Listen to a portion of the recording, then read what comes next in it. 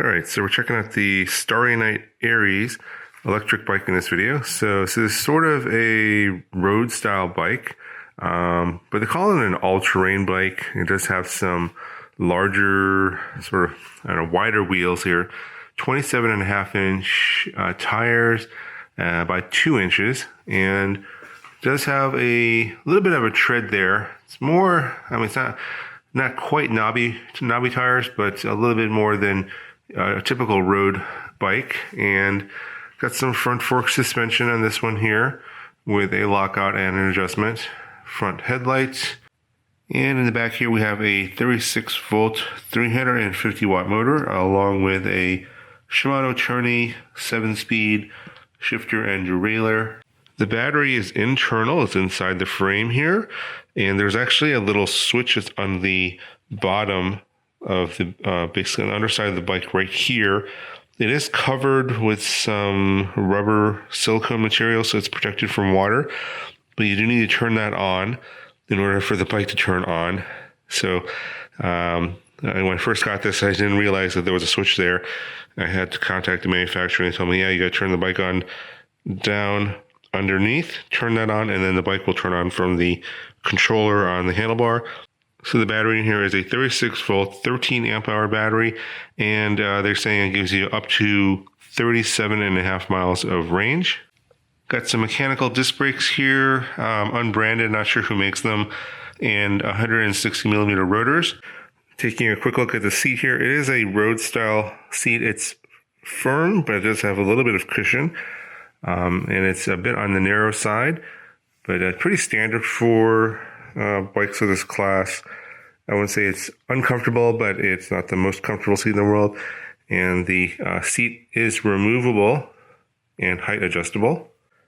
Okay, taking a look at the handlebar, you got your controller over here, your hand brakes here, bike display, and a Shimano SIS shifter, 7 speeds, half twist throttle here on the side. Grips are okay. This is a pretty standard grip that's out there on the market on a lot of e-bikes.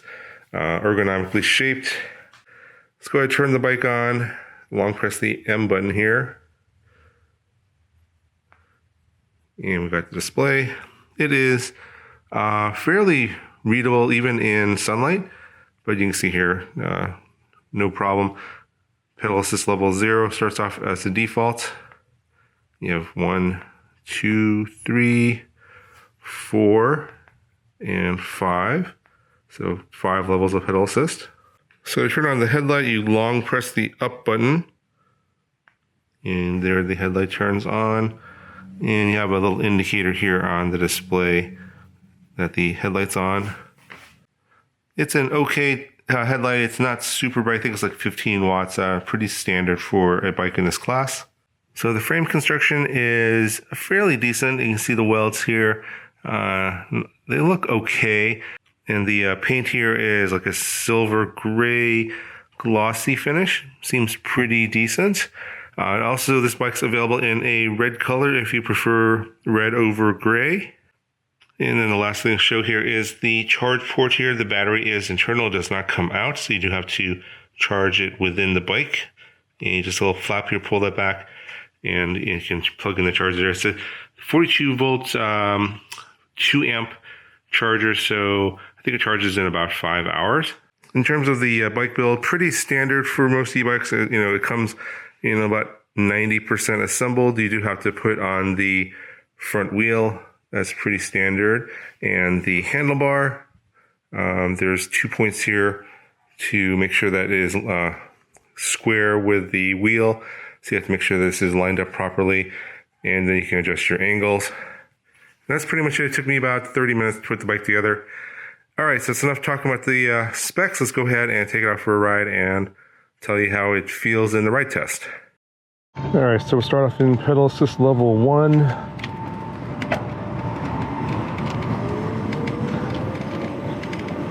So about half a turn of the crankshaft and the motor kicks in, already up to 14 miles an hour, 14.9, 15.1 in just level 1, 15.5.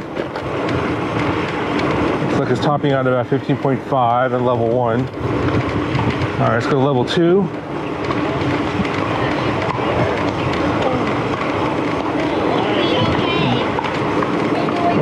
Not much faster in level 2. Same, 15.4, 15.5.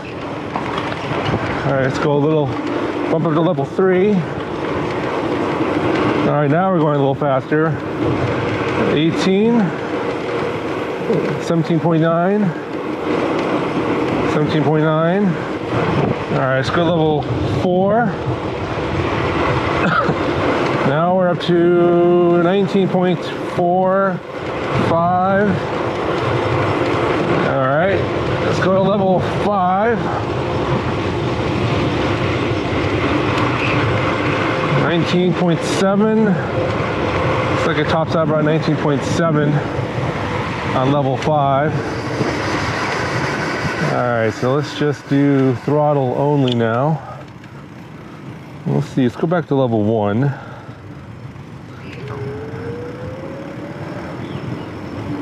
All right, so just on level 1 here, no pedaling, just throttle only.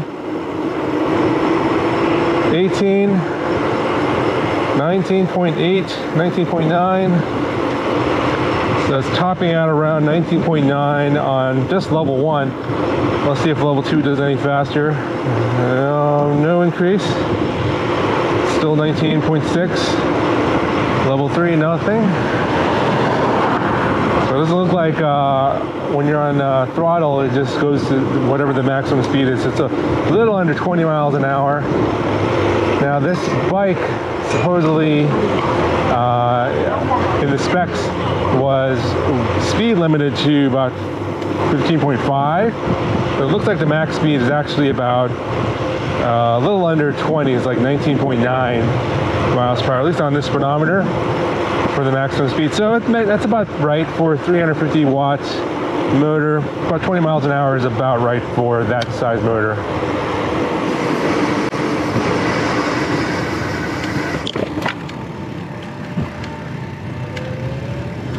All right, so just talking a little bit about how the bike rides. Overall, smooth. Front suspension works well. My arms don't feel like they're going to vibrate off. There's no rear suspension, so the seat being a little bit more firm, yeah, it's not the most comfortable. I think that it would have been nice to see some sort of suspension in the rear. You can, of course, buy third-party aftermarket seat post suspension, but at this price point at $12.99, I think that it would have been nice to have that in, you know, already coming with the bike. Can't really complain too much about the build quality of the bike. It's pretty solid. No real rattles or shakes or anything that looks obviously wrong. Also, at this price point, it would have been nice to have hydraulic disc brakes. $12.99. Most bikes in this price range are going to come with hydraulic disc brakes. This one only comes with mechanical disc brakes. Now, for the speed that this is going to be going, 20 miles an hour, and also the power of the motor, mechanical disc brakes are totally appropriate. It's fine. So I think for the components that are on here, it would have been better to have a lower price on this one. Now there might be some coupon codes or whatever. Check the link in the description. There might be ones. If you click on the page, sometimes you know, the base price will be, the retail price will be $12.99, but then they'll have, like, you know, $200 off, whatever. So if this is priced closer to $1,000, I think that for what's on here would be a fair price. And of course, if it's even cheaper, that's even better. Anyway, that's going to cover for this video. Link down in the video description if you want to check it out. Talk to you guys in the next one.